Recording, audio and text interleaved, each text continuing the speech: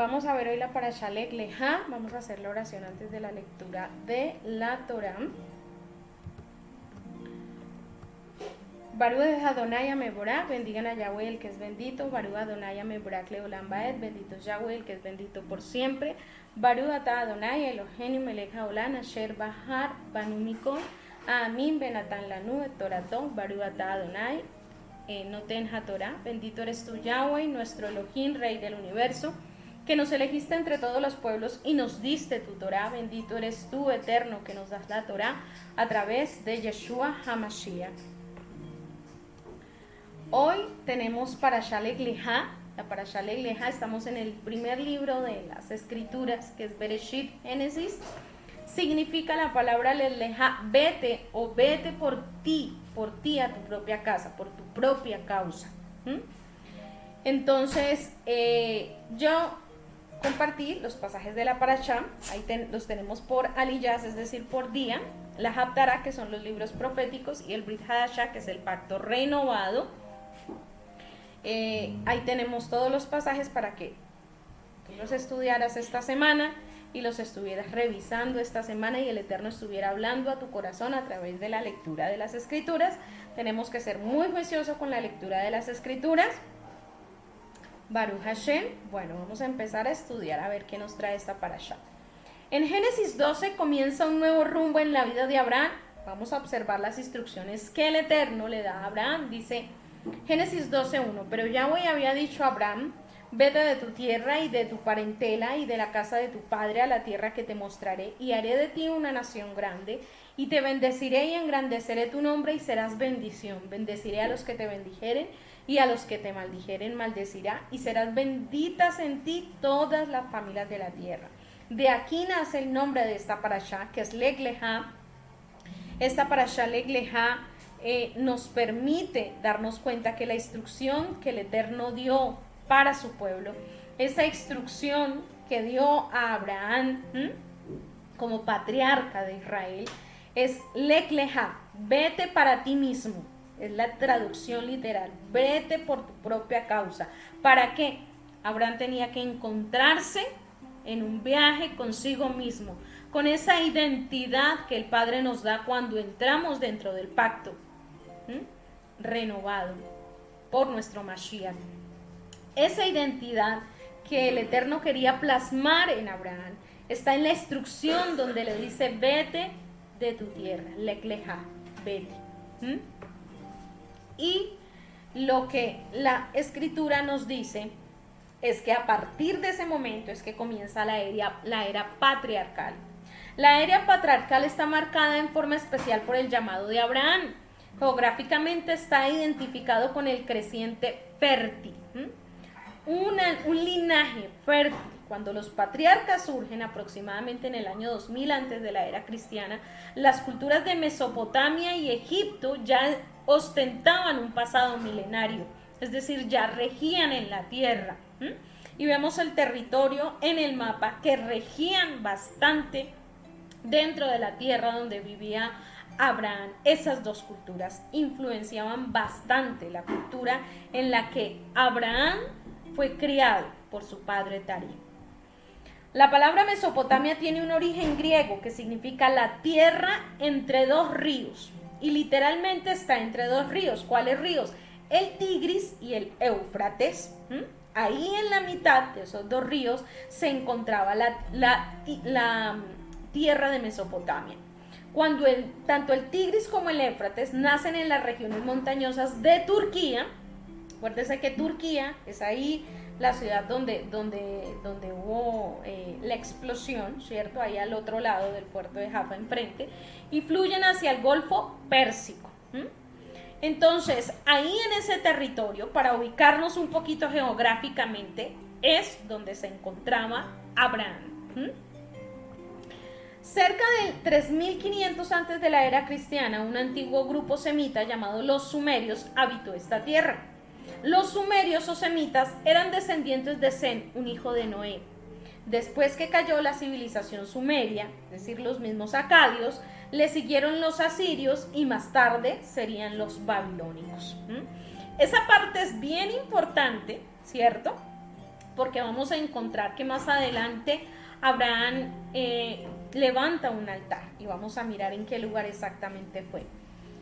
Hoy la mayoría de esta área está en el país de Irak, está dentro del país de Irak. Ahí vemos en el mapa dónde se encontraban los persas, dónde se encontraban los sirios, dónde se encontraban los acadios y dónde se encontraban los sumerios y los babilonios, para que ubiquemos más o menos cuál era el entorno que rodeaba a Abraham realmente. Si nosotros nos ponemos a mirar, era un entorno de civilizaciones totalmente idolátricas y paganas. Esa era la atmósfera en la que Abraham creció. Ahora, la tabla genealógica de descendientes de Noé nos dice que Abraham desciende, ¿cierto?, de uno de los hijos de Noé, y su padre Taré también. Entonces vemos que esa era la línea que el Eterno había escogido desde la parashá pasada, desde la de Noa, para poder establecer ese y renovar ese pacto, y que por esa línea llegaría el Mashiach. En Génesis 10:8 dice: y Cus engendró a Nimrod, quien llegó a ser el primer poderoso en la tierra. Este fue vigoroso cazador delante de Yahweh, por lo cual se dice: así como Nimrod, vigoroso cazador delante de Yahweh.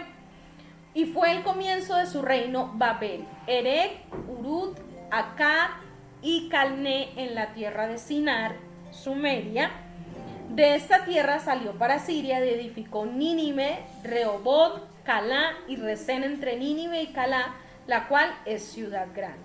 Entonces vemos que esa ascendencia, ¿cierto?, de Abraham estaba rodeada de unas influencias alrededor, de unos imperios que marcaron bastante las creencias del padre de Abraham, de Taré. Entonces, ese imperio acadio era el dominio de Akkad, que estuvo más o menos del 2330 al 2200 antes de la era cristiana, y ese dato donde lo encontramos en el libro de Yasher, donde podemos ver algo del marco contextual de lo que se vivía en ese tiempo. Ese dominio de Akkad, el rey Sargón conquistó Sumeria. De ahí están esos imperios que rodeaban a Abraham: el sumerio, el babilónico, el asirio, el neobabilónico, el persa y el griego. Ahí en su orden. Ahora, para el 3000 antes de la era cristiana fue construida la primera ciudad-estado, que se llamó Uruk, con Gilgamesh como su gobernador, y pronto hubo otras ciudades-estados como estas, que fueron Ur, Lagash, Eridu y Kish. Y Ur fue la ciudad más grande. Cada ciudad o ciudad-estado estaba gobernada por un rey, y los reyes a menudo guerreaban entre sí. En el 2600 antes de la era cristiana, el rey Sargón primero de Ur construyó el primer sigurat. Nosotros ya hemos estudiado qué es un sigurat. Esa imagen que tenemos ahí, eso es un sigurat. Ese sigurat era como una especie de pirámide, ¿sí?, donde se rendía culto a dioses paganos, y se decía que en la cima de la pirámide del sigurat se sostenía contacto con los dioses y se ofrecían ofrendas. En el 2600 antes de la era cristiana, el rey Sargón I de Ur construyó ese primer sigurat. Los sigurats eran templos altos para que la gente pudiera estar más cerca de Dios. Ese era el concepto que había en el antiguo Medio Oriente. El término sigurat significa plataforma entre el cielo y la tierra. Plataforma entre el cielo y la tierra. Y ya vamos viendo más o menos por qué el Eterno habló en el idioma que habló al pueblo de Israel, ¿cierto? Cada ciudad-estado tenía su propia deidad y sacerdotes que cuidaban de ella. Entonces vemos que todos estos estados, y hasta la ciudad más grande donde se crió Abraham, que fue Ur, esa ciudad estaba influenciada por deidades. La torre de Babel fue un sigurat en la antigua Mesopotamia, lo que nosotros nos describe la escritura como torre de Babel. Realmente cuando estudiamos la historia del antiguo Medio Oriente, nos damos cuenta que es un zigurat.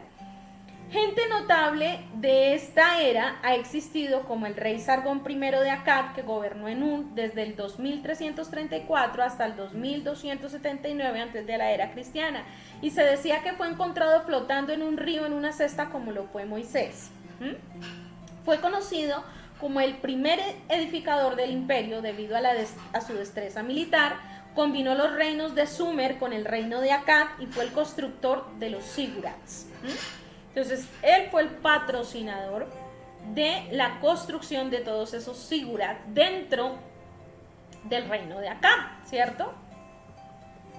Abraham fue un habitante de la ciudad de Ur. Su padre, Terah, hacía ídolos.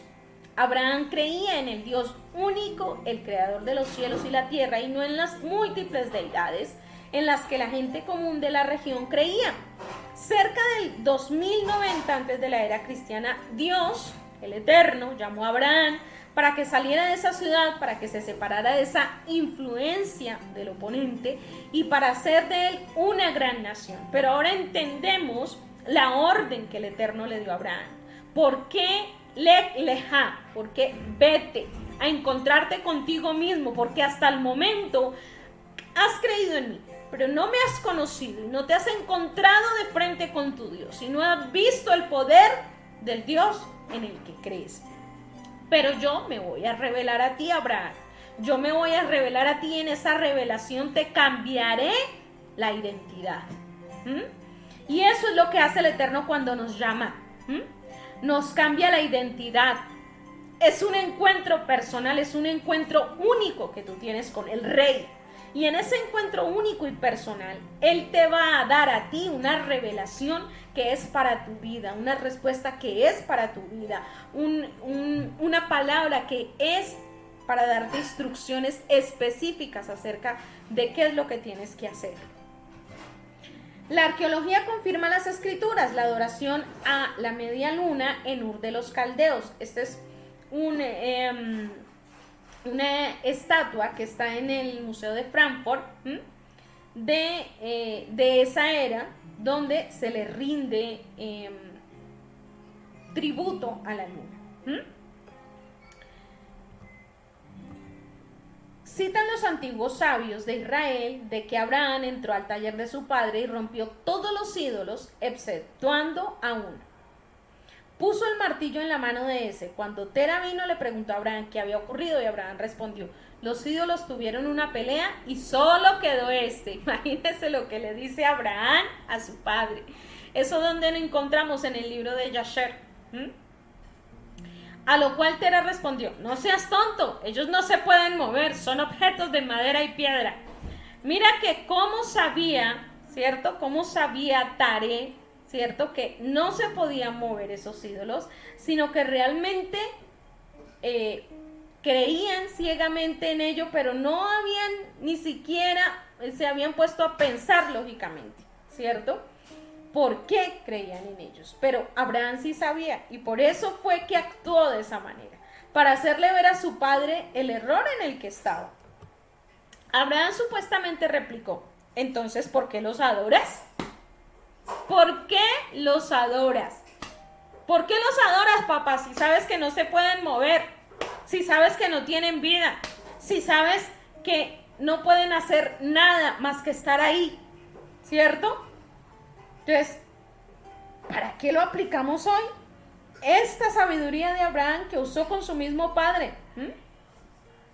Si tú sabes que tu ídolo no te puede resolver el problema, entonces ¿por qué lo adoras? Deja de entronar a tu ídolo en el lugar que debe ser el lugar del Eterno. Porque si tú lo haces, vas a ver cómo le quitas poder a ese ídolo y cómo el Eterno, el Rey del universo, gobierna sobre esa circunstancia. Llámese como se llame tu ídolo. Llámese una persona, un familiar, un hijo, lo que sea en tu vida. Tú no tienes que rendir adoración a ese problema. Tú no tienes que rendir adoración. Ese problema no te puede comer tu vida espiritual, tu vida de ayuno, tu vida de oración, tu vida de palabra. Todo no puede girar alrededor de ese problema. Porque entonces se convierte en tu ídolo y terminas adorándolo. con la excusa de que estoy orando. Si usted ora una sola vez y encuentra y sabe que realmente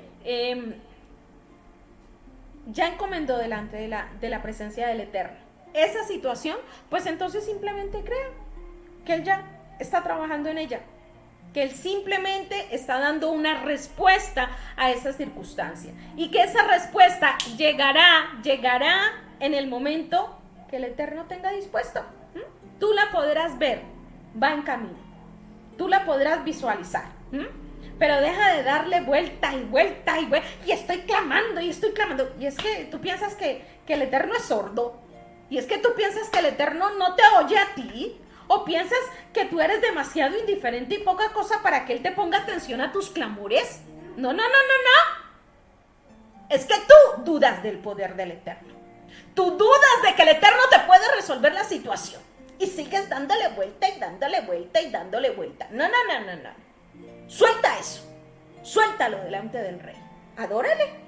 Glorifícale, exáltale porque ya ha hecho, porque ya está haciendo. Dale gracias por esa sanidad. Dale gracias por esa respuesta. Dale gracias por esa provisión porque Él ya está haciendo. Él ya está obrando. Él no es indiferente a nuestros clamores ni a nuestras necesidades. Antes de pedírselas, ya Él las conoce. Nos dice la palabra, ¿verdad? Entonces, ¿por qué adoras esa circunstancia? ¿Por qué no haces como Abraham, que utilizó su lógica para hacerle ver a su papá el error en el que estaba? Confianza, emuná, bitajón, fe, ¿cierto? Tienes que tener, como la tuvo Abraham. Abraham se convirtió en un nómada en la tierra de Canaán. Él es el padre de los hebreos. Y Yeshua nació del linaje de Abraham. ¿Por qué? Porque Abraham decidió tomar una sola decisión. Una sola. Voy a obedecer. Lo que el Eterno me diga, eso haré. A donde el Eterno me dice que vaya, eso haré. Entonces él se convirtió en el padre de los hebreos. De ahí proviene Isaac, Jacob, ¿cierto? Judá, etcétera, etcétera, etcétera. Y ya sabemos ahí la rama del Mesías. En Génesis 12, entonces comienza ese nuevo rumbo en la vida de Abraham. Y en estas instrucciones vamos a analizar un poquito lo que le dijo el Eterno a Abraham, ¿cierto? Vete de tu tierra y de tu parentela y de la casa de tu padre. ¿Y cómo así? ¿De la casa de mi padre? ¿Tengo que desarraigarme de mi familia? ¿Tengo que desconectarme de ellos? ¿Pero y eso por qué?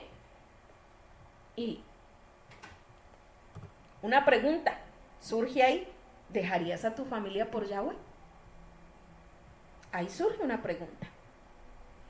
Ahora Yahweh dijo a Abraham, vete de tu país, lejos de tu familia y lejos de la casa de tu padre, y ve a la tierra que yo te mostraré. Yo haré de ti una nación, yo te bendeciré, yo engrandeceré tu nombre, yo bendeciré a aquellos que te bendigan, yo maldeciré a aquellos que te maldigan, y en ti serán todas las familias benditas, ¿cierto? La instrucción fue muy específica. Tienes que dejar a tu familia y tienes que salir. ¿Y por qué tienes que dejar a tu familia? Porque tu familia era idólatra. Abraham, tu familia es idólatra, tu familia no cree como tú crees. Y tú tienes que hacer una diferencia. Si tú haces la diferencia, va a pasar como Abraham. Abraham hizo la diferencia. ¿Y qué pasó? Ya sabemos qué pasó en la historia de las Escrituras. De ahí proviene nuestro Mashiach. Entonces, si tú no haces la diferencia, si a ti el Eterno te está llamando a marcar una diferencia y tú no la haces, ¿qué va a pasar? Y tú le tienes temor. Ay, no, es que ¿qué va a decir? ¿Qué van a decir si no hago, si no esto, si yo me opongo, si yo digo mi posición, si yo marco el punto de referencia de mis creencias? Eso fue lo que hizo Abraham con su papá. Estamos hablando de que Abraham le hizo ver a su papá. Destruyó sus ídolos. Lo confrontó con una verdad. Y en esa verdad lo hizo pensar. Oiga, ¿yo por qué estoy haciendo esto? Pero si nosotros nos congraciamos con todo, en aras de que tengamos una buena relación y con eso sacrificamos al Dios de Israel y nuestra mayor creencia y el único que ha sido fiel y el único que provee a través de las diferentes personas las circunstancias para darle solución a una situación, pues entonces ahí estamos en un lío. Estamos en un lío porque no tenemos claro que Él lo primero que nos pide es que dejemos y que hagamos una diferencia. Que no podemos asimilarnos, que no podemos congraciarnos con muchas cosas que sabemos que ya no compartimos. Y sabemos que nosotros estamos en otra línea y tenemos que enseñarles cuál es esa línea. Y marcar esa diferencia para que ellos respeten esa línea, así como nosotros respetamos lo que ellos creen. No les vamos a obligar a creer, pero tampoco nos van a obligar a creer como ellos creen. Porque es que tú no te vas a convertir a ellos, ellos se van a convertir a ti. Ese es el orden. Entonces tú tienes que hacer una diferencia y llegará un momento en que el Eterno te va a poner de frente con esta pregunta que le hizo Abraham. Legleja, te va a decir el Eterno. Hoy te trae para decirte eso. Legleja, tú eres diferente. Tú eres como Abraham. Porque tú sabes qué es lo que me agrada. Porque tú me quieres agradar a mí. Porque tú me quieres exaltar a mí. Entonces legleja. Y no tengas temor, porque yo te voy a respaldar y yo voy a ir delante tuyo. Y yo te voy a mostrar mi gloria. Y ellos la verán. Como toda la familia de Abraham lo vio. Vio lo que el Eterno hizo con Abraham. Y Él es el padre de la fe. Él creyó.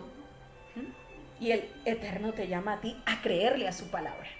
Si esa es tu verdad, si tú dices que esa es la verdad, entonces no dudes, no titubees. Porque seguramente y ciertamente el Eterno va a estar contigo como lo estuvo con Él. Yo haré de ti una nación grande. Yo en verdad te bendeciré. Yo en verdad aumentaré tus descendientes a tantos como hay estrellas en el firmamento o granos de arena en la costa del mar. Tus descendientes poseerán las ciudades de sus enemigos. Por ti todas las familias de la tierra serán bendecidas. Eso es Bereshit 12:3, perdón.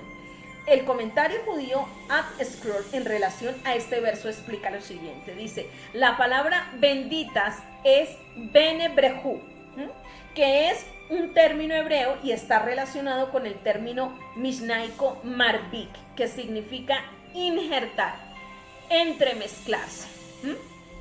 Entonces, ¿qué quiere decir eso? Que muchos iban a ser injertados dentro de la familia de Abraham. Por eso es la promesa, ¿cierto? Por eso es la promesa que le hacen a Abraham. Esa fue la promesa. La promesa dijo, no que todos serían herederos por la parte sanguínea, digámoslo así, sino que también iban a haber injertados en el olivo verde. Como todos aquellos que descendemos y tenemos una ascendencia y tenemos una conexión con el Dios de Israel. Y sabemos que la tenemos porque nos llama la atención todo lo que viene de allá. Todo lo que viene de allá nos causa una sensación extraordinaria, nos estremece la piel. Anhelamos esa tierra de Israel, la amamos esa tierra de Israel. ¿Y por qué? Porque Benebrehu, porque Marbik, porque fuimos injertados. Porque somos miembros de esa familia. Porque compartimos y tenemos acceso a las promesas a través de Yeshua HaMashiach, de nuestro Mesías. En el Talmud, sección Kalán 7.1, Sota 43, Beyamot 63, la palabra Beibrehu se traduce como injerto. Esto quiere decir que Bereshit 12.3 se interpreta también de la siguiente manera. En ti serán injertadas, entremezcladas, todas las naciones de la tierra. ¿Qué quiere decir eso? Que mi nación también hace parte de ello. Yo fui injertado, yo fui entremezclado, ¿cierto? Y hago parte. Entonces, el Talmud nos da una explicación en relación a este verso. Rabí Eleazar expuso, ¿qué significa el verso? Todos los pueblos de la tierra serán benditos en ti. El santo y bendito sea, le respondió Abraham. Yo tengo 2 lindos retoños para injertar. Benibrahu en ti, Ruth y Nahmán, la amonita. todas las familias de la tierra, al igual que las otras familias que vivan en la tierra, serán benditas solo por causa de Israel. Porque si nosotros vamos a mirar, ¿cierto? Ruth, ¿de dónde viene? Y Naamá, ¿de dónde viene? ¿Sí? Injertados. Ya el Eterno estaba anunciando lo que había de ser. Pero si algunas de las ramas han sido desgajadas y tú, siendo olivo silvestre, fuiste injertado entre ellas y estás compartiendo de la rica raíz del árbol del olivo, entonces no te jactes y te creas mejor que las ramas originales, que nos pasa a veces. Nos creemos más que los rabinos. Nos creemos más que los sabios que llevan estudiando la Torah toda una vida. Y ya porque estudiamos 3 palabras en hebreo, entonces ya vamos el rabino yo no sé qué y el rabino yo no sé cuántas. No nos engañemos. El nivel de estudio de la Torah que ellos tienen es muy elevado. Y nosotros hasta ahora estamos dando nuestros primeros pinitos en el estudio del tema. Lo que desconocemos es muy amplio. Pero sí somos ligeros para juzgarle sus acciones. Pero si no fuera por la obediencia a la Torah de ellos, no estaríamos aquí. Ahora bien, si la jalá ofrecida como primicias es kadosh, así también lo es toda la masa. Y si la raíz es kadosh, así también es todo el cuerpo. ¿Qué quiere decir? ¿Cierto? Que hay una santidad envuelta en medio de la masa y de la raíz. Entonces, así también se santifica todo el cuerpo. Todo el cuerpo queda santificado. Queda apartado, eso es lo que quiere decir. ¿Para qué? Para el santo bendito sea. Para el santo bendito sea, y alabamos su nombre, porque Él nos apartó. Él nos escogió desde antes de la fundación del mundo para que fuéramos parte, para que lleváramos parte en ese nuevo plan, en ese plan original, en ese plan de regreso al original, como era en el Edén. Leg Lejá ha sido traducida como vete, y aquí hay una porción, ¿cierto?, que dice: en la sección Leg Lejá comienza la historia de la vida de nuestro patriarca Abraham, el primer judío. La orden del Dios a él de vete para ti, de tu tierra, de tu lugar natal y de la casa de tu padre, a la tierra que yo te mostraré, desde la perspectiva de la filosofía hasídica, es mucho más un hito en la vida de Abraham. Es el camino que recorre el alma de todo judío, de todo hebreo. La traducción literal es lejá, sí, vete para ti. Vete y encuéntrate contigo mismo. Vete y encuéntrate con mi voluntad para tu vida. Vete y encuéntrate con lo que yo quiero que tú seas, no con lo que tú piensas que eres. Identidad del pueblo de Israel. Contigo mismo es con quien te tienes que encontrar. No te tienes que encontrar con una iglesia, ni con una denominación, ni con un X, ni con un Y. Te tienes que encontrar con el Dios de Israel. Y ahí encontrarás tu verdadera esencia. Ahí entenderás la voluntad que el Eterno quiere contigo y por qué te llamó. Por eso Él te apartó, te dejó solito en medio de esta pandemia, y te apartó y te tiene apartado estudiando sus escrituras, escudriñando, porque eso es lo que quiere el Rey. Que nosotros llegamos a hacer lo que Él quiere que nosotros seamos. Abraham fue el primer hebreo. Uno de los que habían escapado le informó todo esto a Abraham. El hebreo dice Génesis 14:13. El primer hebreo fue él. Y de ahí le seguimos y le seguimos y le seguimos. Esa identidad que el Padre nos da cuando llegamos a su raíz, cuando escudriñando las escrituras llegamos a su verdad, cuando empezamos a estudiar sus escrituras de una manera abierta, de una manera abundante, de una manera insaciable, el Eterno nos da la respuesta. El Eterno nos trae la respuesta que necesitamos, porque realmente estamos encontrándonos con nosotros mismos, con la identidad que el Eterno determinó que tuviéramos desde antes de la fundación del mundo, pero que fue perdida entre las religiones, entre los dogmas y entre muchas situaciones que vivimos. Ahora, comparando los tiempos de Abraham con nuestros tiempos, vamos a mirar. Ahora el Yahweh dijo, vete de tu país, Babilonia, lejos de tu familia y lejos de la casa de tu padre, y ve a la tierra que yo te mostraré. ¿Mm? Y Eclesiastés 1:9 nos dice, ¿qué es lo que lo mismo, qué es lo que fue? Lo mismo que será. ¿Qué es lo que ha sido hecho? Lo mismo que se hará. Y nada hay nuevo debajo del sol. ¿Mm? Entonces, oí otra voz que salía del cielo decir, salgan de ella, salgan de Babilonia, pueblo mío, para que no compartan en sus pecados, para que no sean infectados con sus plagas, porque sus pecados son una masa enfermiza, amontonados hasta el cielo. ¿Mm? ¿Y qué es Babilonia? ¿Mm? ¿Qué es Babilonia hoy en día? Podemos entenderlo por las escrituras. No es solamente Roma, no. También son las hijas que salieron de Roma. ¿Mm? Todo lo que es la iglesia protestante, que salió de Roma. ¿Mm? Porque los fundadores de la iglesia protestante, ¿quiénes fueron? Sacerdotes, curas, católicos romanos. ¿Mm? Esa es la realidad. Y con ellos arrastraron muchas cosas del contexto romano. ¿Mm? Tradiciones culturalmente heredadas. ¿Mm? Entonces, cuando te dice sal de Babilonia, te está diciendo sal de todo eso, porque ahí hay una mezcla de muchas cosas. ¿Mm? Y la estamos viendo. Día a día podemos ver noticias de toda la mezcla que hay dentro, tanto de la Iglesia Católica como de las demás que salieron de ahí. ¿Mm? Toda esa situación es la que el Eterno hoy nos dice, salgan de ella, salgan de Babilonia, salgan de esa influencia, porque ahí hay una mezcla.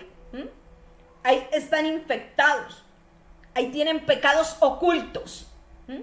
Que están saliendo a la luz en medio de toda esta pandemia. Babilonia está siendo sacudida, para que tú te des cuenta que el único santo es Él, el único digno es Él, el único al que le tienes que seguir es Él.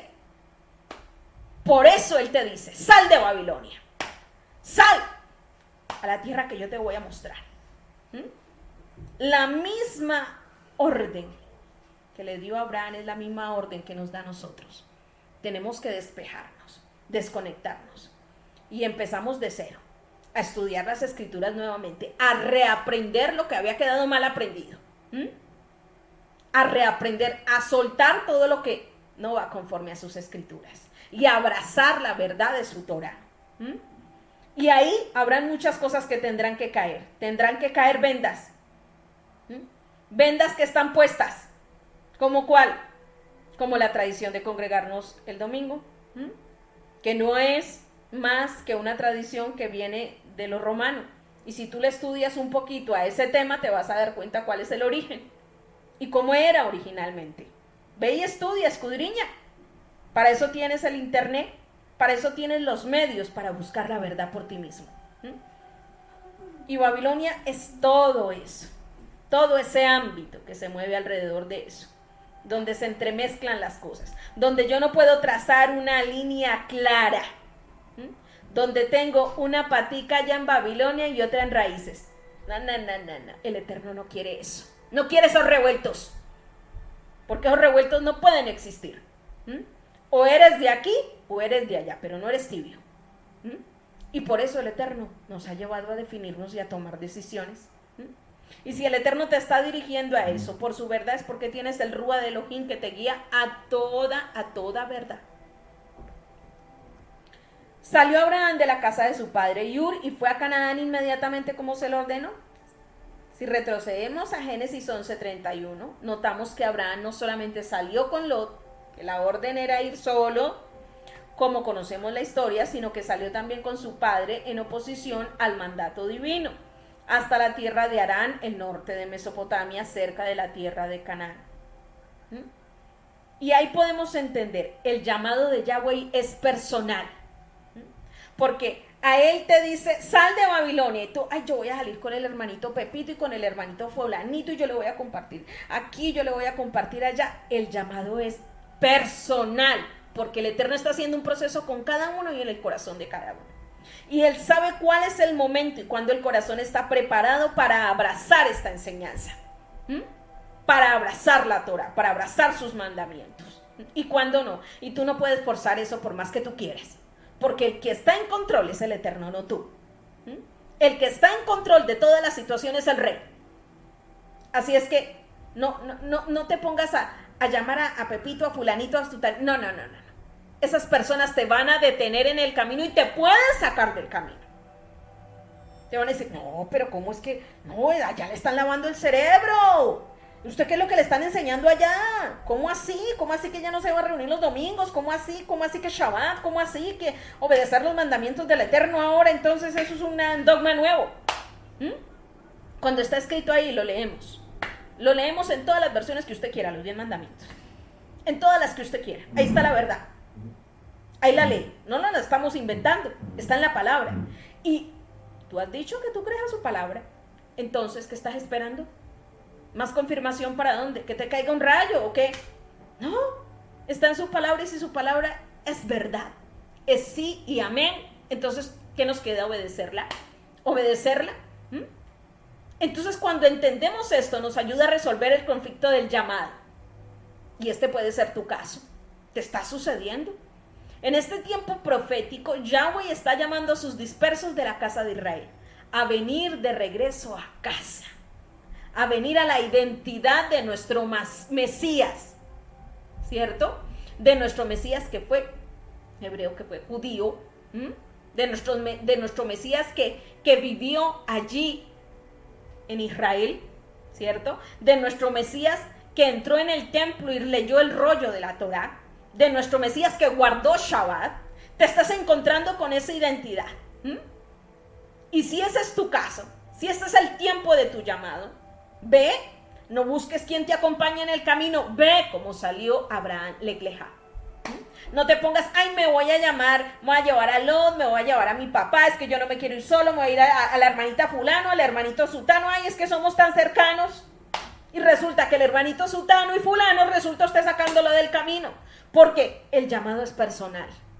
¿Y eso qué quiere decir? Que el Eterno le habla al corazón de cada persona en el momento que él sabe que tiene que hablarle. La conversión la hace el Eterno, no tú. El Padre envía su rúa y él silba y te llama. Y si te está llamando, introdúcete. Llegará el momento para esa otra persona. Empieza a orar por ella. Empieza a clamar delante de Yahweh. Y Padre, yo aprecio a esta persona, yo amo. El mejor lugar donde tú la puedes colocar es allí, en el altar de Yahweh. En oración, en tefilá, en intercesión, pidiendo por ella. Ese es el mejor lugar. El resto déjaselo al rey. El resto déjaselo al rey, que el rey se encarga de hacer su trabajo solo. Él opera conforme a su voluntad. Tú solamente clama y ora y verás la gloria de Adonai. Muchos han escuchado el llamado y sus ojos han sido abiertos para comprender, por ejemplo, que el cambio del día de reposo no es el válido, el que teníamos, que el Shabbat es la señal de los hijos de Yahweh, ¿cierto?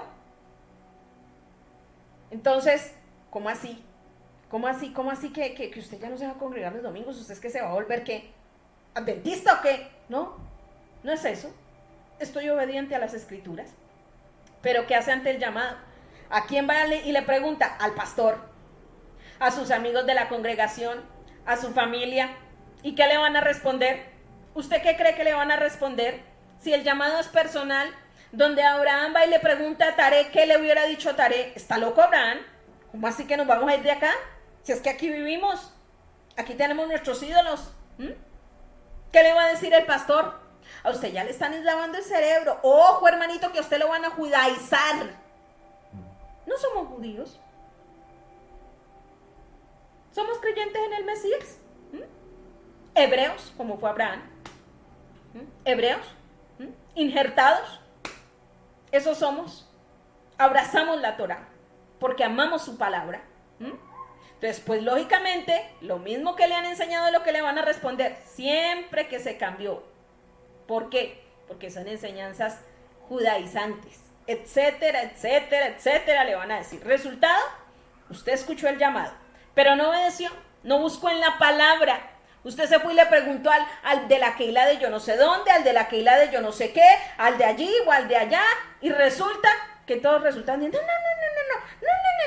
Para eso usted tiene la Biblia. Vaya y lea, vaya y busque, vaya y escudriñe por usted mismo. Usted no necesita sino ir a la fuente. No necesita sino ir a su verdad. Vaya y busque en su palabra. Entonces, no atendió a la voz del Eterno. Por temor, abandonar su familia y su parentela. Tristemente, muchos perdieron el rumbo. Y estuvieron tan cerquita de abrazar una bendición tan grande que es abrazar sus mandamientos y la obediencia a ellos. Una bendición que no tiene límite, una protección sobrenatural. Una provisión abundante. La mano del Eterno en cada circunstancia, sin límites. Eso es la Torah para tu vida. La respuesta a todo. Inquebrantable. Indestructible. Eterna. Que tiene vida propia. Entonces, hoy el Eterno te exhorta y te dice, ¿cuál va a ser tu resultado? ¿Cuál va a ser tu resultado? Si esta palabra llega a ti, es por algo. Es por algo porque tú la necesitas. Tú necesitas tener clara, como la tuvo Abraham. Tú la necesitas tener clara porque llegó el momento de que tú decidas. Llegó el momento que tú pongas un límite. Diga, un momentico, de aquí para allá. No se me van a meter al rancho. Me respetan al Dios de Israel. Porque yo por él salgo y peleo como peleó David contra ese incircunciso que osó decir improperios del Dios de Israel. ¿Quién es ese circunciso que osa desafiar al Dios de Israel? ¿Quién es ese? Y se le paró a Goliat. Tú te tienes que parar. Y el Eterno sin duda alguna respaldó a David. Entonces, ¿no te va a respaldar a ti? No, a ti no te va a respaldar. Claro que lo va a hacer. Lo va a hacer porque ese es el Eterno que tenemos. ¿Qué debe hacer? Génesis 12:6. Siquén dice, y pasó Abraham por aquella tierra hasta el lugar de Siquén, hasta el encino de Moré, en algunos dicen encinar de Manré, mal traducido, y el cananeo estaba entonces en la tierra y apareció Yahweh a Abraham y le dijo, a tu descendencia daré esta tierra, y edificó allí un lugar a Yahweh quien le había aparecido. Si nosotros miramos este texto nos damos cuenta que ahí aparece la palabra Moré. Moré, que en hebreo es profesor. ¿Qué tenemos que hacer? Venir a la instrucción del maestro de maestros, de nuestro Mashiach. Es precisamente lo que se recomienda al comenzar una jornada espiritual, venir a escuchar sus instrucciones, sus mandatos, qué es lo que quiere Saba de mí. Y en Siquén se encuentra el valle de la decisión. Ese es el valle que te define. Vida o muerte, bendición o maldición. Ese es Siquén, el valle de la decisión. Donde tú te paras y miras. ¿Qué voy a hacer? ¿Qué voy a abrazar? Escuchaste entonces el llamado de Yahweh. Sale en dirección a la tierra de la promesa. Y estás en un punto de partida. Babilonia. Babilonia. Roma y todas sus hijas. Todas esas evangélicas. Todas esas. Y harán la iglesia. Y llega la Torah. Haces una parada en la instrucción del Eterno. Y luego de que tú te confrontas con la palabra, vas al valle de la decisión, vas a Siquén. Y allí tú vas a escoger entre la vida y la muerte, entre la bendición o la maldición. Entre Jerusalén, el reino de Elohim, o la maldición, la muerte. Ahí estás parado, en Siquén, tomando decisiones, como lo estuvo Abraham. Porque seguimos los pasos de nuestro padre Abraham, como lo dice su palabra. ¿Qué importancia tiene Siquén? Es allí donde se recibe la primera promesa de la posesión de la tierra. Siquén más tarde fue la ciudad por donde entraron los hijos de Israel, liderados por Josué a la tierra prometida. También fue la ciudad donde los hijos de Israel pronunciaron las bendiciones y maldiciones desde el monte de Ebal y Gerizim, en Deuteronomio 27, del 1 al 26 encuentras eso. La tierra de Siquén es entonces la entrada a la tierra prometida. Nosotros lo hemos estudiado aquí, fue ocupada mucho más tarde, pero por los descendientes de José, la tribu de Efraín. Josué 27 te da el contexto de eso. Y resulta, espérame un segundo, enciendo la luz.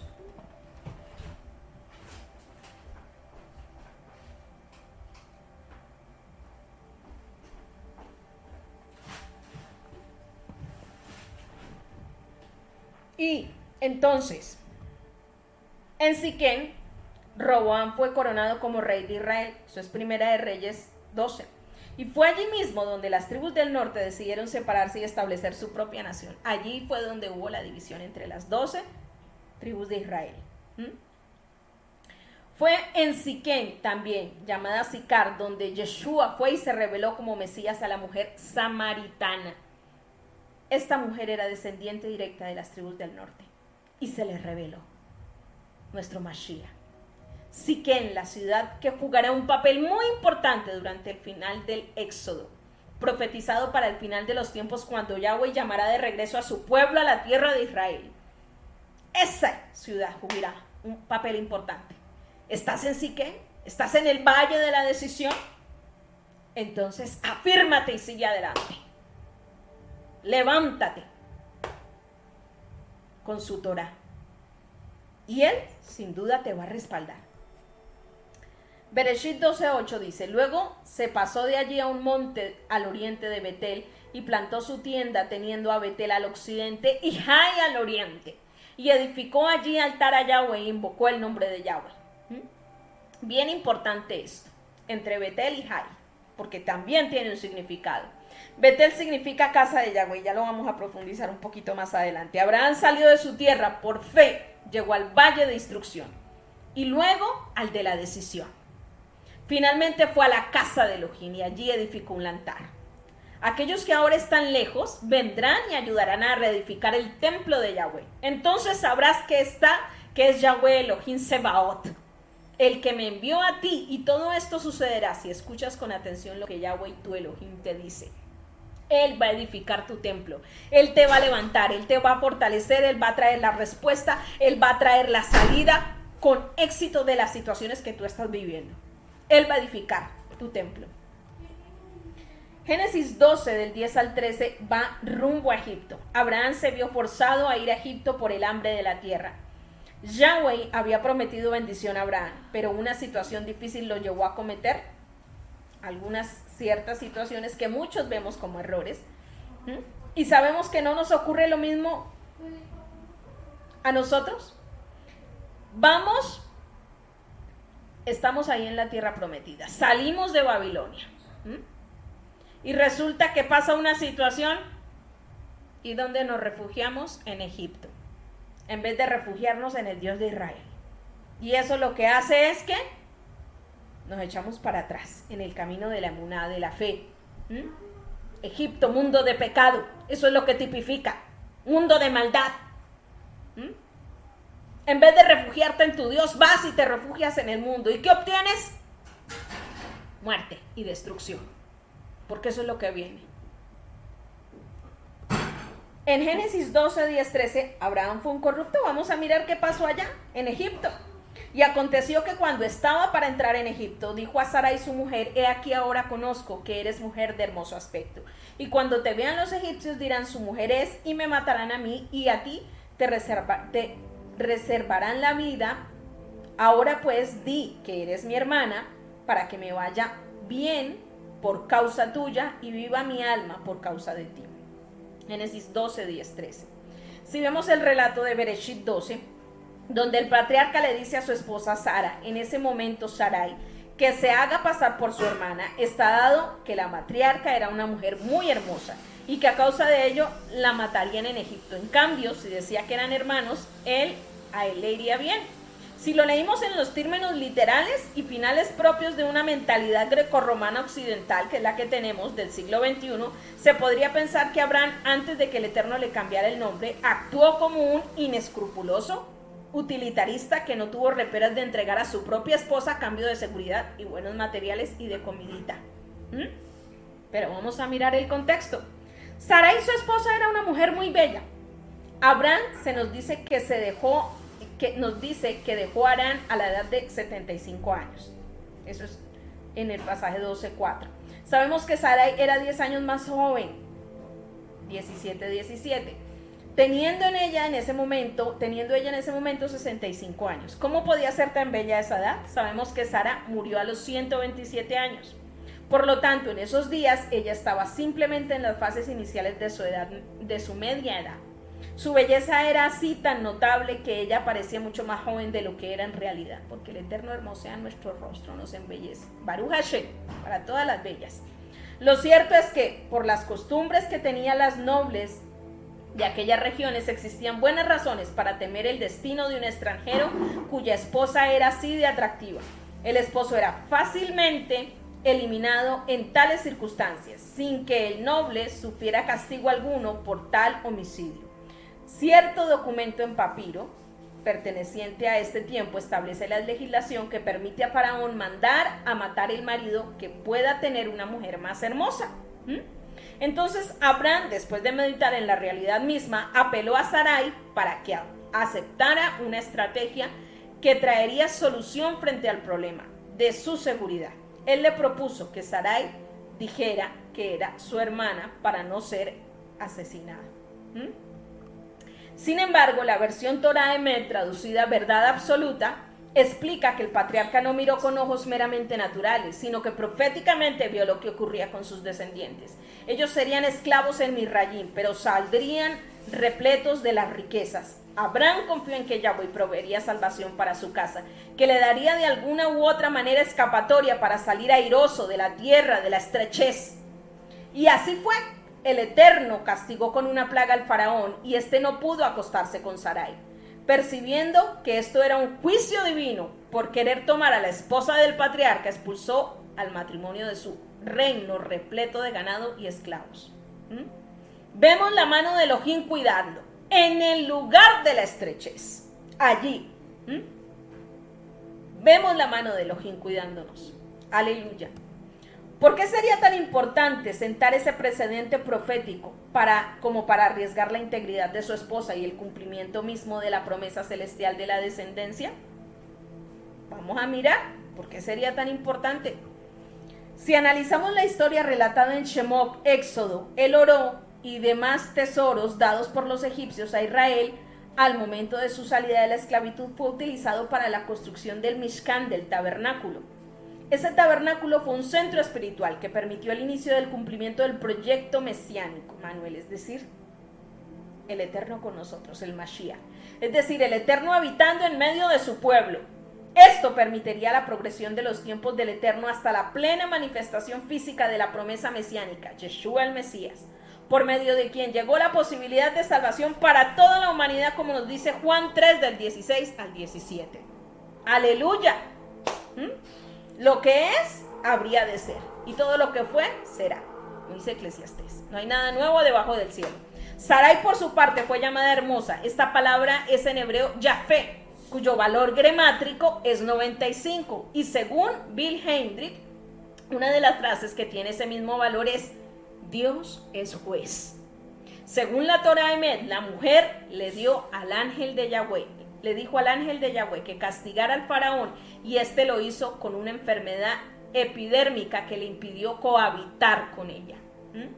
Por ende, esta mujer no era tan solo la esposa del hombre de la fe, no, momento, sino una fuerte conexión espiritual con el Dios de los cielos, que supo confiar en la justicia de su Dios y reclamarla a su favor. Oiga y entienda esto, porque esto le va a servir a usted para su vida espiritual. Usted está librando un litigio, usted está en un problema, entonces entienda lo que hizo Sara en ese tiempo allí en Egipto. Sara sabía qué pasaba. Sara sabía que si ella no hacía algo, pues iba a venir el faraón e iba a acceder a ella. Y Sara, ¿cierto?, Yafé, que era hermosa, pero no solamente hermosa físicamente, sino por su sabiduría en el Eterno también. le clamó al rey: tú eres mi justicia, tú eres mi hacedor, tú eres mi protector, yo confío en ti. Entonces, como tú eres mi justicia, como tú eres mi hacedor, tú eres mi sidkenu, justicia en hebreo, entonces, protégeme, haz algo, impide que cohabite conmigo. Y ahí está la respuesta del Eterno. Baruch Hashem por eso. Entonces podemos concluir que lejos de ser un acto de cobardía machista, los hechos relatados en este pasaje demuestran la importancia de tener una cosmovisión y fe hebrea, es decir, del otro lado. Al leer las Sagradas Escrituras no fue un acto de incredulidad el de Abraham, sino por el contrario, una declaración profética de hechos futuros que serían de bendición para todos los seres humanos, tan como el Eterno se lo prometió en Bereshit 12:3. Bendeciré a los que te bendigan, maldeciré a los que te maldigan, por medio de ti serán benditas todas las naciones, todas las familias de la tierra. Entonces, Abraham había construido entre Betel y Jai un altar, ¿cierto? Después de salir de Egipto con su esposa, al final del viaje de Abraham fue el regreso al mismo altar entre Betel y Jai. Y vamos a ver, Betel, ¿qué es? Casa del poderoso, casa de Yahweh. Y Jai significa montón de ruinas. Ciudad desconocida de los amonitas, como dice Jeremías 49:3. Le dio la espalda a la ciudad de los amonitas. Y vimos al principio de la paracha que era la ciudad, ¿cierto?, donde habitaba Abraham. Por fin le dio la espalda. Por fin dejó atrás a Egipto. Por fin dejó atrás a su parentela. Y abrazó la casa del poderoso. ¡Aleluya! Porque Abraham conocía el código de la emuná, de la fe aquí escondido. Cuando tu alma sienta que está en medio de un montón de ruinas, la casa del poderoso está abierta esperando tu regreso. La casa del poderoso te abraza. Abraza su Torah. Avanza en la fe, no tengas temor, porque el Espíritu de verdad ciertamente te lleva a toda verdad. Y no estamos estudiando otra cosa que no sea su palabra. Entonces, ¿cuál es el temor? Da la espalda a Babilonia, da la espalda a Egipto sin mirar atrás. No mires atrás. No contemples lo que estás dejando, porque allá has comido migajas. Y el Eterno quiere darte la abundancia de su Torah. Tierra que fluye al Eshembiel. Sigue adelante. Tienes su palabra en tu mano. Y en tu corazón está escrito los mandamientos del Eterno. Entonces tienes su rúa. Tienes el mundo angelical a tu servicio. Entonces, a sus ángeles mandará Yahweh para que te cuiden y te guarden. No tengas temor de dejar atrás lo que estás dejando.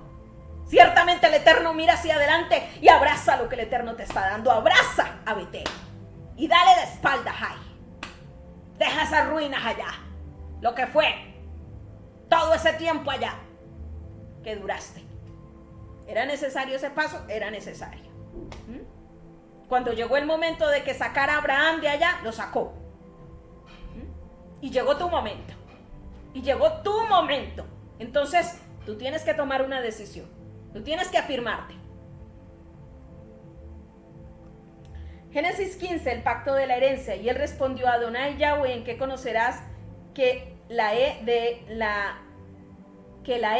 heredar? Y dijo: tráeme una becerra de 3 años y una cabra de 3 años y un carnero de 3 años, una tórtola y también un palomino. Y tomó él todo esto y los partió por la mitad y puso cada mitad una frente a otra, mas no partió las aves.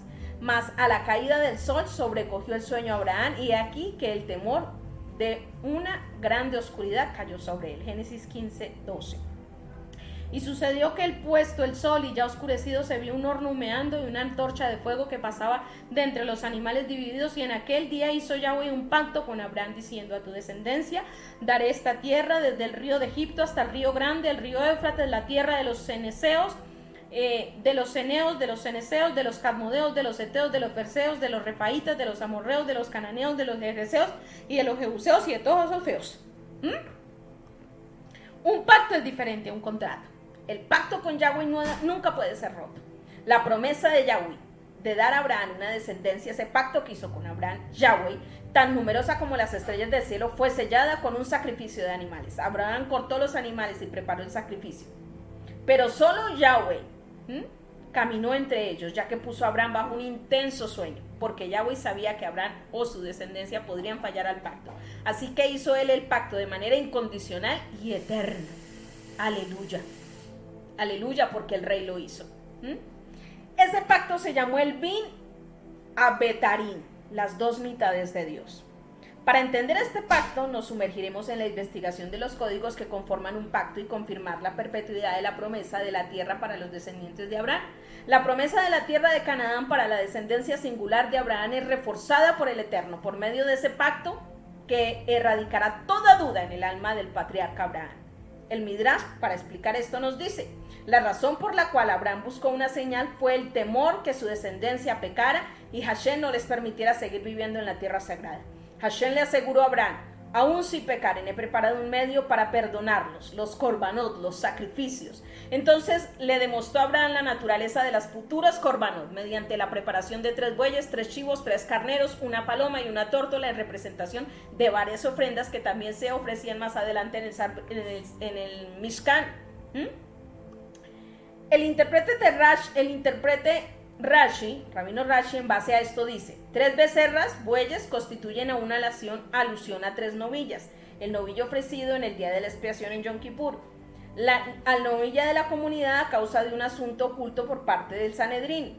Y a la becerra desnucada, 3 cabras en alusión al macho cabrío, cuyo servicio era realizado en el interior, a los machos cabríos de las ofrendas adicionales y al macho cabrío en ofrenda de un pecado. Todas estas son ofrendas de Musad en las festividades, el Hatat por un individuo, 3 carneros en alusión a la ofrenda de la culpa certera, Asham Badai, eso, ahí están los pasajes para que tome nota y los estudie, a la ofrenda de la culpa dudosa, Asham Talui en Levíticos 5, 17, 19 y a la oveja en ofrenda de pecado, Hatat por un individuo, Levíticos 27, 35. Puede sacar screenshot y estudiar los pasajes.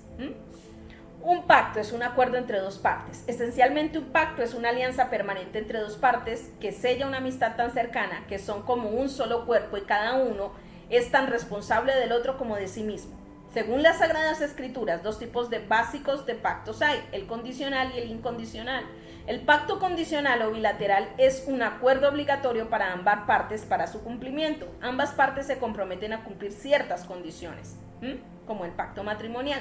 Si alguna de las partes no cumple con sus responsabilidades, el pacto se rompe y ninguna de las partes tiene que cumplir las expectativas del pacto.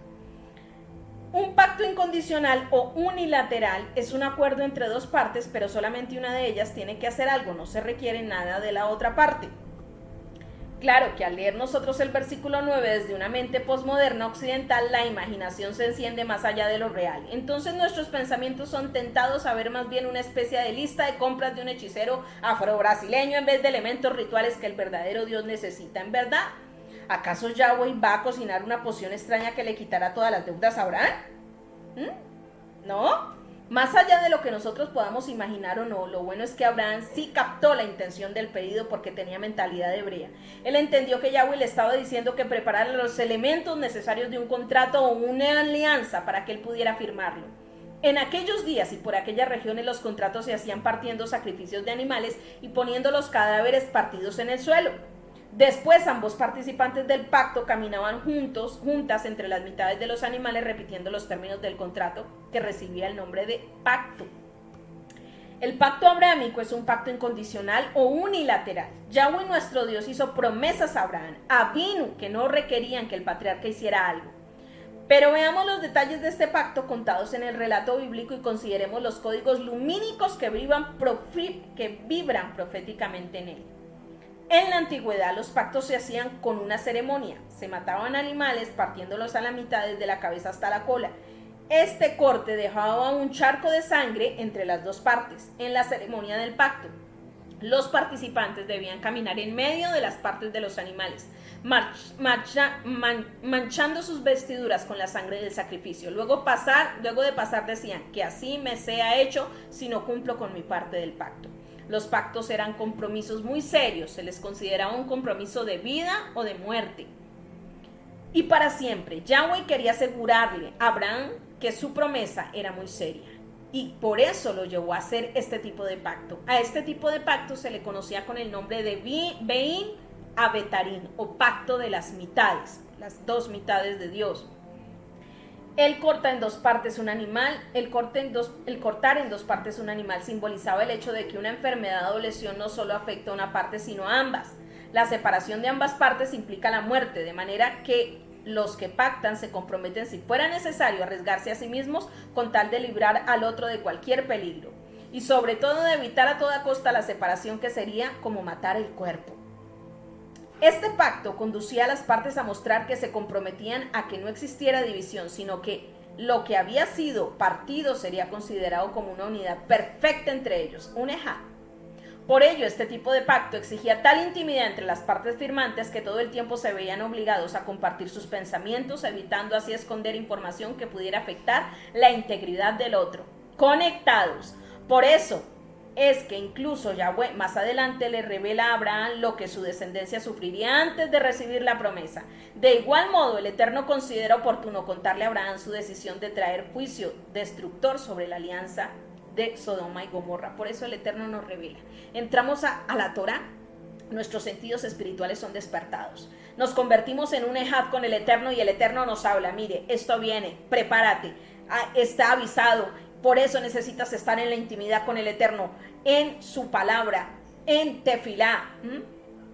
El mayor acto de Kavaná que tú tienes con el Eterno, de confianza, ¿cierto? De muná, de intención, es la oración, es la tefilá y el estudio de sus escrituras.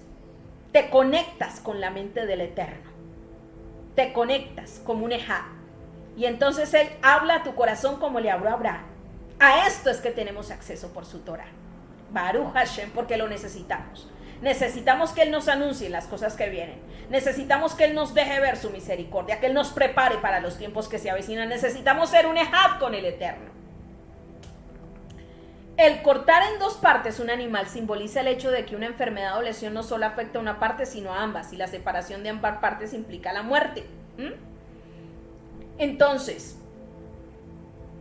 ya vimos que si una parte moría, la otra parte se afectaba.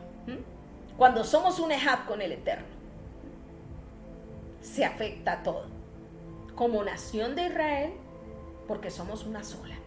Entonces tenemos que aprender a tener esa mentalidad, que eso es lo que hacemos el día de Yom Kippur, el día del perdón. Para leer el texto nos encontramos que al principio de este pacto no pasó ninguna parte del compromiso entre los sacrificios partidos. Durante todo el día, según él parecía Abraham, estuvo él sentado mirando solitario, solo ahuyentaba a las aves de rapiña que acudían sobre los cuerpos muertos. Esto es lo que parecía al ojo del sentido común de nuestra parte en la fe. Ahora bien, tras la caída del sol, un sueño profundo y un terror de la gran oscuridad sobrecogieron a Abraham. La edad de cada animal sacrificado, al largo día de soledad, las aves de rapiña que descendían y el terror que le vino con la noche, todo se aplicaba a lo que Yahweh iba a predecir, que durante 3 generaciones la descendencia de Abraham sería afligida en Misrayim, Egipto. Pero en la 4ª generación, cuando la medida de la iniquidad de los habitantes del momento de Canaán alcanzara su plenitud, volverían a entrar en la posesión prometida de la tierra, en cuanto Abraham iría a sus padres en paz. Entonces fue cuando se realizó el pacto, no como de costumbre pasando ambas partes entre el sacrificio partido, sino solo haciéndolo Yahweh, porque el pacto era el de la gracia, en el cual una sola parte, el Eterno, tomaba todas las obligaciones, mientras la otra recibía todos los beneficios. Yahweh, para firmar este pacto, se presenta a sí mismo con 2 emblemas: un horno humeando y una antorcha de fuego. El horno humeando nos hace recordar la columna de nube que representa la presencia del Eterno en Éxodo 13, 21, 22. El humo en el monte Sinai, Éxodo 19, 18. Y las nubes de gloria, Shekinah del Eterno, Primera de Reyes 8, 10, 12.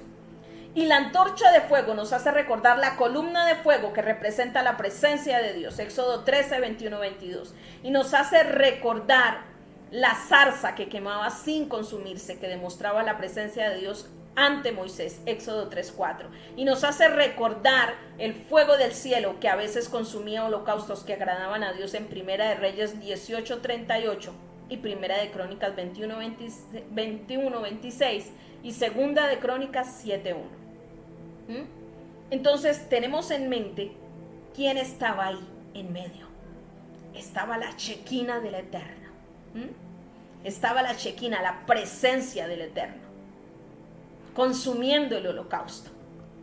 Por primera vez vio Abraham el horno humeando y la antorcha de fuego que pasaba entre las mitades partidas, el resplandor divino envuelto en una nube, del mismo modo que lo vio Moshe en la zarza, y los hijos de Israel en su paso por el desierto, y tal cual como permanecería posteriormente en el santuario sobre el propiciatorio y entre los querubines.